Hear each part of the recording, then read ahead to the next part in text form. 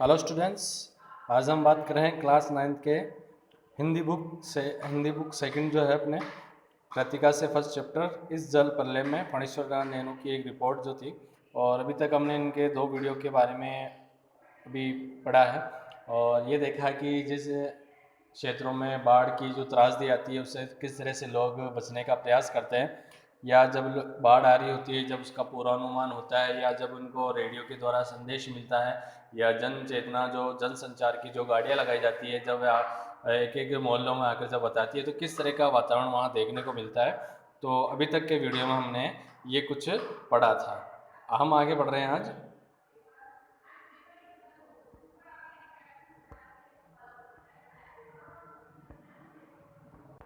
तो आगे बात की थी कि 1947 मनिहारी तब पूर्णिया जगह थी, अब वो कटिहार जिला के इलाके में गुरुजी जो इनके स्वर्गीय सत्यनाथ बहादुर जी थे के साथ ये गंगा मैया की बाढ़ से पीड़ित क्षेत्र में नाव पर जा रहे थे। तो चारों ओर देखा पानी ही पानी है। दूर एक द्वीप जैसा बालूचर दिखाई पड़ा। हमने कहा कि वहाँ चलकर चहलकदमी करके टांगे सीधी कर लें। तो बहादुर जी कहते हैं, किंतु सावधान, ऐसी जगह पर कदम रखने से पहले यह मत भूलना कि तुमसे पहले ही वहाँ पर हर तरह के प्राणी शरणार्थी के रूप में मौजूद मिलेंगे। और सचमुच चीटे से लेकर सांप, बिच्छू, लोमड़ी, सियार तक यहाँ पनाह ले रहे थे। बहादुर जी की हिदायत थी कि हर नाव पर पकाही नाव पानी में पैर उंगलियां सड़ जाती है, तलवों में भी घाव हो जाते हैं की दवा, दिया सलाई की डिबिया और केरोसिन तेल रखना चाहिए। और सचमुच हम वहाँ जाते हैं, खाने पीने की चीज़ से पहले पकाही घाव की दवा और दिया सलाई की मांग होती है, क्योंकि जैसे उन जगहों में ऐसे क्षेत्रों में बताया है कि जब बाढ़ पीड़ित या बाढ़ इलाकों में जब कहीं जा रहे होते हैं या फंस जाते हैं तो लोगों को किन संसाधनों को अपने पास रखना होता है ताकि वे किसी भी जगह के रुके तो अपने खाने पीने के जो सामान लाते हैं उनको वह खाद्य सामग्री को तैयार कर सकें। तो यानी कि जैसे अगर पाँव का काफ़ी टाइम तक अगर उस पानी में पड़े रहते हैं तो पाँव में, तलवों में घाव भी पड़ जाते हैं, पैरों की उंगलियां सड़ जाती है। तो इसके लिए आपको दवाई रखनी चाहिए। और खाना पकाने के लिए जैसे माचिस, जो दिया सलाई होती है, यानी आग लगाने का साधन भी होना चाहिए ताकि आप कहीं जगह टापू जैसी जगहों पर रुकते हैं तो खाना पकाकर खा सकते हैं। तो ये उनकी बात काफ़ी मुझे अच्छी लगी। और इसके साथ उन्होंने देखा था कि जिस टापू की बात कर रहे थे तो उनके गुरुजी ने बताया था कि अगर आप जिस टापू के बारे में सोच रहे हैं उससे पहले ही कई सारे जीव वहाँ पर पहले से शरणार्थी के रूप में मौजूद मिलेंगे, क्योंकि सब जल जो जितने भी जानवर जब वगैरह भी होते हैं तो वे भी जब ऐसी बाढ़ जैसी चीज़ों में अगर फंस जाते हैं तो वे भी क्या करते हैं, जहाँ उनको सुरक्षित स्थान दिखता है वह पहले से वहाँ मौजूद रहते हैं, यानी हमारे को वहाँ जाना भी हमारे लिए खतरे से कम नहीं होता है। आगे देखें, 1949 उस बार महानंदा की बाढ़ में गिरे वापसी थाना के एक गांव में हम पहुंचे। हमारी नाव पर रिलीफ के डॉक्टर साहब थे। रिलीफ यानी जो ऐसी विपदाओं के समय जिन डॉक्टरों को नियुक्त किया जाता है जो ऐसे पीड़ितों की मदद करते हैं। तो गांव के कई बीमारों को नाव पर चढ़ाकर कैंप में ले जाना था। एक बीमार नौजवान के साथ उसका कुत्ता भी कोई कोई करता हुआ नाव पर चढ़ गया था। डॉक्टर साहब कुत्ते को देखकर भीषण भयभीत हो गए और चिल्लाने लगे, आ रहे कुकुर नहीं, कुकुर नहीं, कुकुर को भगाओ। बीमार नौजवान छप से पानी में उतर गया कि हमार कुकुर नहीं जाएगा तो हम वो नहीं जाएगा। फिर कुत्ता भी छपाक से पानी में गिरा, हमारा आदमी नहीं जाएगा तो हम भी नहीं जाएगा। परमान नदी की बाढ़ में डूबे हुए मूसरी यानी मूसरों की बस्ती में हम राहत बांटने गए थे। तो यहाँ पे देखिए कुत्ते का जिक्र आया था कि जो अपने मालिक को छोड़कर नहीं जाना चाहता था, कि वो जो रेस्क्यू कर रहे थे, यानी ऐसे बाढ़ पीड़ितों को, लोगों को जो किसी सुरक्षित स्थान पर जहाँ इनके जो डॉक्टर जैसे कैंप बनाकर जहाँ लोगों का इलाज कर रहे थे, तो ऐसे कई बीमारों को, क्योंकि ऐसी बाढ़ जैसी विपदाओं में भी क्या होता है कि इतना सारा पानी होता है, या फिर हम बात करें कि इतना सड़न और इतनी बदबू से पैदा हो जाते हैं, कई बीमारियां लोगों को घर कर लेती है। तो ऐसे लोगों को जब रेस्क्यू करके दूसरी जगह कैंपों में लाया जा रहा था तो एक व्यक्ति जैसे बीमार व्यक्ति नाव पर चढ़ता है तो उसके साथ उसका कुत्ता भी नाव पर चढ़ जाता है।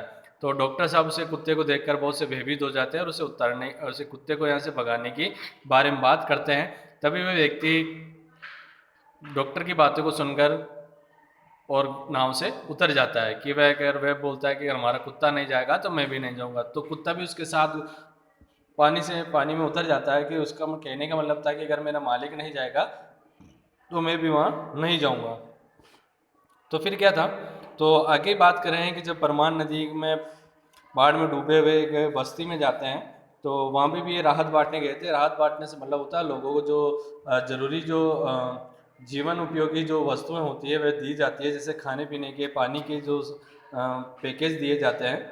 खबर मिली थी कि वे कई दिनों से मछली और चूहों को झुलसा कर खा रहे हैं, यानी खाने की उनकी इतनी तंगाई हुई थी कि वे चूहों और मछलियों को भी पका पका कर खा रहे हैं, किसी तरह जी रहे हैं। किंतु टोले के पास जब हम पहुंचे तो ढोलक और मंजीरे की आवाज़ सुनाई दी।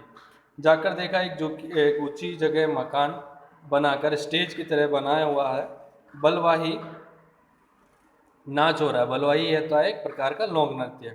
तो लाल साड़ी पहनकर काला कलूटा नटुआ दुल्हन का हावभाव दिखला रहा था, यानी वह धानी है, घरनी यानी धानी, घर छोड़कर मायके भागी जा रही है और उसका जो घरवाला यानी पुरुष को मनाकर राह से लौटने गया, यानी अपने लोग ने। अब वहाँ पे लोग जो है ऐसी विपदाओं में भी अपने जीवन को जीवंत बनाए रखने के लिए तो वहाँ का जो एक लोक नृत्य है उसका आनंद कर रहे हैं, यानी अपने मनोरंजन जुटा रहे हैं। तो उसका एक थोड़ा भाव जो है यहाँ पे लेखक ने अपनी इस पाठ के जरिए में बताया है कि उस लोक नृत्य में आखिर क्या चीज़ होती है।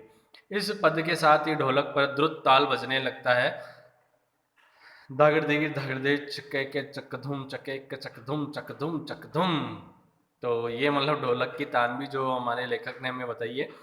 कीचड़ पानी में लथपथ भूखे प्यासे नर नारियों के झुंड में मुक्त खिलखिलाहट लहरें लेने लगती है, यानी उस जगह ऐसी जगहों में हम देखें कि लोग विपदाओं में जूझ रहे हैं, लेकिन फिर भी लोगों ने अपने जीवन को जीवंत रखने के लिए जो ऐसे प्रयास कर रहे हैं या अपने एक लोक नृत्य के द्वारा अपने जीवन को बनाए रखने की कोशिश कर रहे हैं।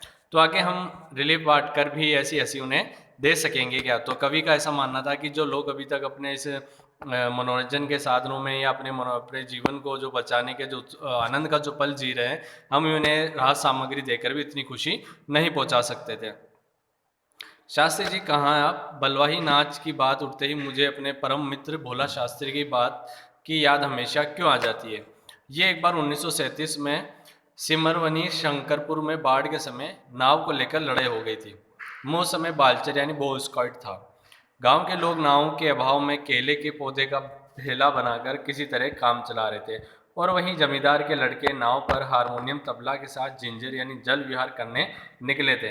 गांव के नौजवानों ने मिलकर उनकी नाव छीन ली थी, थोड़ी मारपीट भी हुई थी। तो यानी ऐसी जगहों में भी लोगों के साथ जो घटनाएं होती है लेखक उसका भी जिक्र कर रहा है।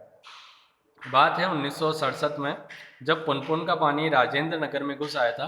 अभी जो हम बात कर रहे हैं यहाँ पे लेखक अलग अलग समय के हिसाब से हमें घटनाओं के या बाढ़ की जो घटनाएं होती है उनके बारे में परिचय करवाते हैं कि 1967 में पुनपुन का जो पानी था वह राजेंद्र नगर में घुस आया था, जहाँ पे हम अभी बात कर रहे थे। लेखक का जो जिस जगह रह रहा है वह भी इसी इलाके में है। एक नाव पर कुछ सजे धजे युवतियों की टोली किसी फिल्म में देखे हुए कश्मीर का आनंद घर बैठे लेने के लिए निकले थे, यानी घर बैठे थे कुछ लड़के लड़कियों का जो एक, तो उन्होंने एक नाव ली और बिल्कुल सजे थे। नाव पर स्टोव जल रहा था, केतली चढ़ी हुई थी, बिस्कुट के डिब्बे खुले हुए थे। एक लड़की प्याली में चम्मच डालकर एक अनोखी अदा से नेस्कैफे के पाउडर को मथ रही थी और एस्प्रो बना रही थी शायद। दूसरी लड़की बहुत मनोयोग से कोई सचित्र या रंगीन पत्रिका पढ़ रही थी, और एक युवक दोनों पाँवों को फैलाकर बांस की लग्गी से नाव खे रहा था। दूसरा युवक पत्रिका पढ़ने वाली लड़की के सामने अपने घुटने पर कोहनी टेक कर कोई मनमोहक डायलॉग बोल रहा था। पूरे वॉल्यूम में बजते हुए ट्रांजिस्टर पर गाना आ रहा है, हवा में उड़ता जाए मेरा लाल दुपट्टा मलमल का ओ जी। हमारे ब्लॉक के पास गोलंबर में नाव पहुंची थी कि अचानक चारों ओर ब्लॉक की छतों पर खड़े लड़कों ने एक साथ किलकारियों, सीटी और फप्तियों की बरसात कर दी, और इस गोलंबर में किसी भी आवाज़ की प्रतिध्वनियां मंडरा मंडरा कर गूंजी है। जैसा कि भी लेखक ने पहले बताया था कि उनके जो कॉलोनी में काफ़ी ऊंची बिल्डिंगें हैं, और उन बिल्डिंगों में जो आवाज़ें होती है वे कई बार 3-4 बार घूम के प्रतिध्वनित होती हैं। तो यहाँ पर जो युवक युवतियाँ जो नाव में सवार होकर घूम रहे थे, तो अब जो कॉलोनियों में जो लोग थे या कई ऐसे लड़के थे जिन्होंने उनको देखकर फप्तियाँ कसना, सीटियाँ बजाना शुरू कर दिया था। जो सब मिलकर स्वयं को ही जो ध्वनि संचयित हुआ उसे बड़े से बड़े गुणी संगीत निर्देशक बहुत कोशिश करने के बावजूद नहीं कर पाते हैं। उन फूहड़ युवकों की सारी एग्जीबिशन तुरंतर छूमंतर हो गई और युवतियों के रंगे लाल लाल होठ और गाल काले पड़ गए। नाव पर अकेला ट्रांजिस्टर था जो पूरे दम के साथ मुकरता, नैया तेरी मज़दार होशियार होशियार, काहो राम सिंगार पनिया और रहलो है, ऊहू न रहलो है, 2:30 बज गए मगर पानी अब तक नहीं है। अब लेखक वापस अपनी सी बात करते हैं, क्योंकि जो एक जो हमने बात करी थी कि जो लोगों को जो एक गाड़ी के जरिए जो लोगों को सूचना दी जा रही थी कि रात्रि तक उस कॉलोनी में पानी भर आएगा तो सावधान रहिए, तो उन्होंने देखा कि 2:30 बज गए लेकिन अभी तक पानी नहीं है। लगता कहीं अटक गया, अथवा जहाँ तक आना था आकर रुक गया, अथवा तटबंधों पर लड़ते हुए इंजीनियरों को शायद जीत हो गई शायद, या कोई देवी चमत्कार हो गया। नहीं तो पानी कहीं भी जाएगा तो किधर से, रास्ता तो इधर से ही है। चारों ब्लॉकों के प्राय सभी फ्लैटों की रोशनी जल रही है, बुझ रही है, सभी जगह वह कुत्ते रह रहकर सामूहिक रुदन करते हैं और राम सिंगार की मंडली डांटकर चुप करा देती है, चौप चौप।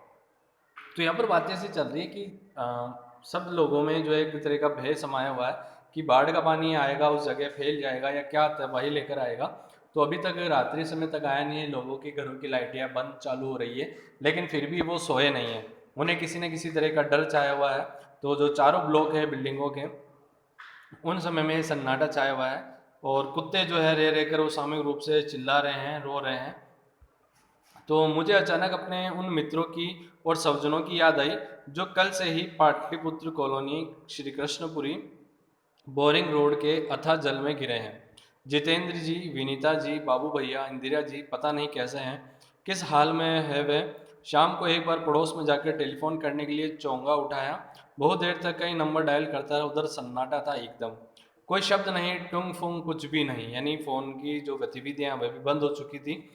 बिस्तर पर करवट लेते हुए एक बार फिर मन में हुआ कुछ लिखना चाहिए, लेकिन क्या लिखना चाहिए, कुछ भी लिखना संभव नहीं, और क्या ज़रूरी है कि कुछ लिखा ही जाए, नहीं।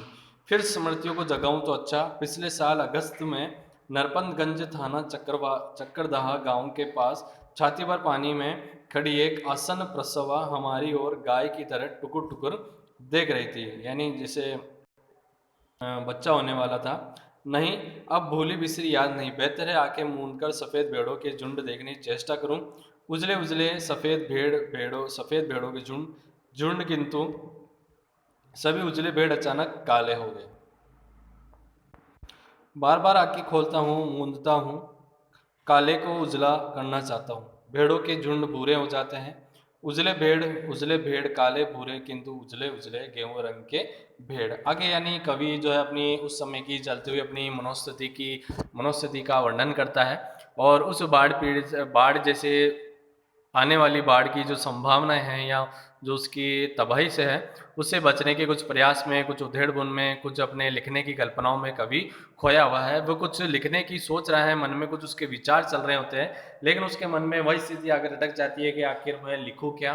तो लिखूँ भी तो किस विषय के ऊपर लिखूँ, यानी मुझे लिखना क्या है, किस त्रासदी के बारे में बताना है। तो कवि इसी उधेड़-बुन में सोया हुआ है या खोया हुआ है। तो आज के लिए केवल हम इतना ही पढ़ेंगे, और आगे जो वीडियो है उसके अंदर हम प्रश्नोत्तरों की बात करेंगे। धन्यवाद।